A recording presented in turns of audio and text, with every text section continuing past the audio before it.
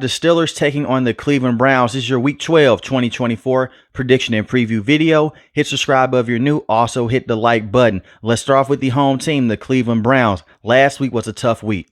It's the reason why this team is 2-8 currently on the season. A lot of it's due to injuries, and also they just can't stop opposing teams on the ground. The Cleveland Browns lost last week 35-14 to the New Orleans Saints. On the day, Jameis Winston was 30 of 46, 395 passing yards, 2 passing touchdowns. He got sacked 3 times. Nick Chubb, 50 rushing yards last week, averaged 4.5 yards a carry. Jerry Jeudy, 6 catches for 142 receiving yards, 1 receiving touchdown. David Njoku had 81 receiving yards. You have to go out there and try to run the football against the Steelers front.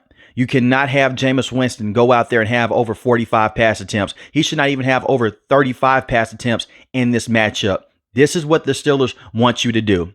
They want you to go out there and not run the football and play through your quarterback. And Jameis Winston has had a lot of high moments and a lot of bad moments as well. When you look at Jameis Winston this season, you can compare him to Joe Flacco. He's a gunslinger, but a lot of those big plays, it comes with interceptions.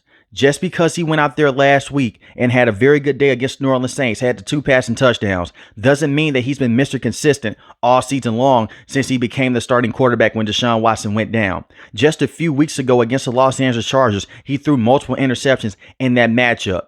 And he did have a great game against the Baltimore Ravens. They went out there and they won that matchup, but he also had a lot of interceptions that were dropped by the defenders. Jameis Winston has to take care of the football, and Jameis Winston has to take the deep plays when they're there, but work off of play action. You want to get this run game going with Nick Chubb and Jerome Ford, and it's going to be hard to do. You're going to have to use more motion. The thing is this with the Cleveland Browns, they're very underrated at the wide receiving position. Jerry Jeudy has had a lot of big moments, like I mentioned before, 142 yards last week. You have David Njoku, who is a very good playmaking tight end, and you have Cedric Tillman. Cedric Tillman has come out, and he started to look like a very good, valuable option as a number 2 playing alongside Jerry Jeudy. Get those guys involved in short yardage situations.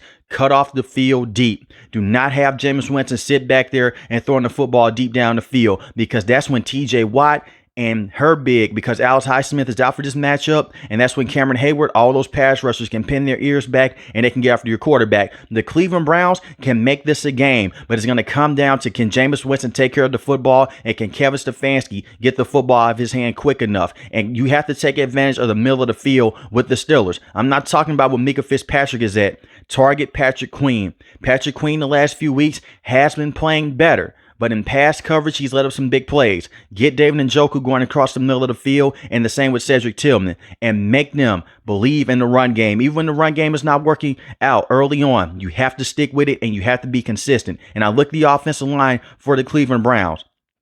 They're beat up. They're banged up. They're dealing with a lot of injuries. Jedrick Wills Jr. is questionable for this matchup. Joel Bitonio is questionable. You have DeJuan Jones. He's out for the rest of the season. You have Jack Conklin, Wyatt Teller. Jack Conklin, right tackle, Wyatt Teller, right guard. They're going to have to be key in this matchup to keep Jameis Winston upright and to take the pressure off. Double team TJ Watt if you have to. This is a classic AFC North game. If the Browns play their cards right, they could put up enough points to possibly shock the Steelers. Don't be surprised. Now let's look at the defense for the Cleveland Browns. It's been tough sledding.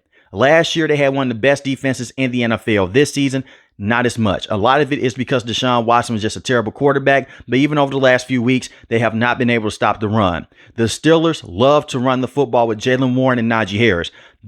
What is very surprising with the Cleveland Browns, they've done a very good job of stopping power backs. It's the speedy running backs that have given them a lot of issues. And I'm looking at guys like Cordell Patterson and Jaylen Warren. Slow them down. I'm worried about the rushing defense without Jeremiah Owusu-Koramoah. He's been out the last few weeks because he suffered a neck injury against the Baltimore Ravens when he tried to go out there and tackle Derrick Henry. But you do have Myles Garrett. He's going to have to be on his A game. Myles Garrett's one of the best defensive players in the NFL with TJ Watt. This is a signature game for him. And blitz Russell Wilson off the right side. The right side has been a major issue for the Steelers all season long. And I'm talking about the offensive line here. Blitz Russell Wilson and force him to get the football out of his hand as much as possible. Russell Wilson in the past has been has built a nasty habit in terms of holding onto the football for too long. He doesn't have the same speed that he once had. You have to generate pressure up the middle. Move Myles Garrett around. Move him from side to side and move him more so on the inside so where he can get a double team and possibly a guy like Dalvin Tomlinson can get a one-on-one situation and you can push the pocket so Russell Wilson cannot step up. You have to keep Russell Wilson inside the pocket. You don't want him starting to run around and make those crazy plays because even though he's not as consistent with those plays this season, he is still capable of making those type of plays into big plays. We saw this against the New York Giants and against the Washington Commanders, and you have to take away the deep ball. He loves to throw the football deep down the sideline to George Pickens, and he loves to do the same thing to Mike Williams. Now, Mike Williams only has one reception with the Steelers, but he had caught that. Basically, the game-winning touchdown against the Washington Commanders. Denzel Ward and Myles Garrett are the key guys to look at in this matchup. I would put Denzel Ward on George Pickens for the entire game, and I would have Grant Delpit over top. Take away that deep bomb play and force their offense to move into a different direction. Stop the run game, put pressure on Russell Wilson through the middle of the offensive line and blitz off the right side. You can make this a football game. The Cleveland Browns are dark horses, and we've seen the Steelers play down the competition in the past. Now let's talk about the Steelers. Cleveland Browns are 2-8. The Steelers are 8-2. They're coming off a very tough but good win against the Baltimore Ravens. They won this matchup 18-16. It's one of those few matchups where the Steelers go out there, they did not have an offensive touchdown, but they walked away with straight field goals and they played amazing defense. Last week, Russell Wilson was 23 of 36, 205 passing yards, 0 passing touchdowns. He did get sacked 4 times, had an interception. He had an interception in the red zone. Arthur Smith called a bunch of curls. You can't do that in this matchup. Go out there, take care of the football. Russell Wilson has done a good job of that in the past. The last 2 matchups against the Commanders and against the Baltimore Ravens, he's turned the football over. The one against the Commanders, he overshot George Pickens going deep. Limit the deep shots. Take them when they're there with George Pickens and Calvin Austin III, but do not force the issue. The Cleveland Browns are a very opportunistic team. And what I mean by that is this. They come away with an interception, they may try to bleed clock, similar to what the Steelers do. You have to go out there, take care of the football, and run the football. Najee Harris had 3 games in a row with over 100 yards rushing. The last 2 games, not as much. Last week, he did run hard. He had 63 rushing yards, only averaged 3.5 yards a carry. Jaylen Warren, 41 rushing yards, 4.5 yards a carry. Jaylen Warren is the go-to back in this matchup. And we saw what happened last year. Yes, the Cleveland Browns were the one team to defeat the Steelers last year, but these are 2 different teams right now. And guess what Jaylen Warren did in that matchup? He had a huge play that went for a huge touchdown, get him going on a bunch of toss plays, and use Cordell Patterson more out of that backfield. You have Najee Harris. He can go out there. He can run tough in between the tackles. That's fine and cool. Don't deviate from that game plan, but get the other running backs involved and give Jaylen Warren more than just 9 carries in this matchup. Use Justin Fields more. When you look at what Justin Fields was able to do last week against the Ravens, he came in the game late and basically sealed it with his legs. Guess what the Browns just did last week? They allowed Taysom Hill to go out there and have over 130 yards rushing. I'm not saying that Justin Fields can do that, but he's a very good athlete. If they're sending a lot of pressure on Russell Wilson, don't be afraid to put Justin Fields out there on 3rd down. If you want to go for it on 4th and 1 or 4th and 2, put Justin Fields in and run some RPOs going across the middle of the field. The secondary with the Cleveland Browns, they can give the Steelers a lot of problems. They have a lot of good players in that secondary. They have Martin Emerson Jr., you have Denzel Ward, and you also have Greg Newsome. Those are solid cornerbacks, especially Denzel Ward. He's one of the best cornerbacks in the NFL. Get the wide receivers going deep down the field, limit the snaps with Van Jefferson, and use Mike Williams more. Mike Williams was a no-show last week, and Van Jefferson had a huge drop in the red zone area.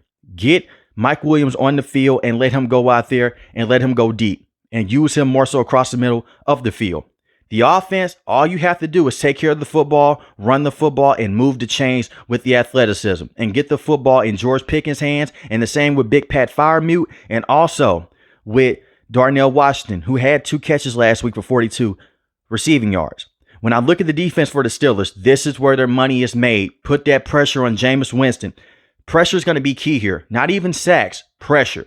You don't want Jameis Winston to go out there and have all day inside the pocket. And when I look at the Steelers defense, he's not going to have all day. Even without Alex Highsmith, they harassed Lamar Jackson all day last week. He only got sacked twice, but they were in his face. Just like how I said, Myles Garrett's going to have to be a key figure on the defensive side in this matchup. The same with TJ Watt. TJ Watt has to come out with his hair on fire, the same with Cameron Hayward, and I'm looking at Herbig in this matchup in particular. He had a huge play last week. Nick Herbig went out there, 2-point conversion play, blew the play up. 2.5 sacks on the season, 2 forced fumbles. This is also another reason why you went out there and made a trade to bring in Preston Smith. You have to put that pressure on Jameis Winston. Blitz if you have to, because you have a secondary with Dante Jackson, Jordan Porter Jr., and Micah Fitzpatrick. They can hold their own. You don't want Jameis Winston to go back there and find his spot. And let me explain. Joe Flacco, 5-step drop quarterback traditional, deep down the field over and over again. They get comfortable, they get into a rhythm. And that's what Jameis Winston is similar.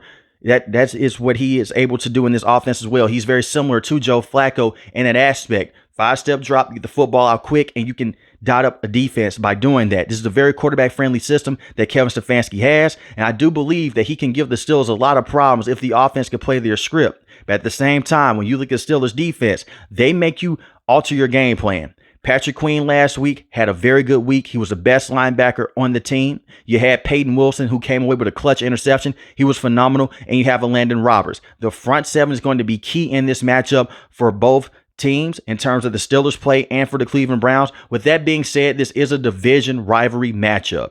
Usually these games are always close. I don't think it's going to be close like how the Steelers and Ravens game was, but I can see the Cleveland Browns trying to come out there and give the Steelers more than they can handle. With that being said, I do have the Steelers winning this matchup, and I do think the Steelers walk away with this win 24-14. But let me know in the comment section below, who do you have winning this game, the Steelers or the Cleveland Browns? If you're new to the channel, hit the subscribe button. If you like the video, hit the like button. Most importantly, I want each and every last one of you guys stay safe, stay positive. Thanks for the video, guys. God bless. Peace.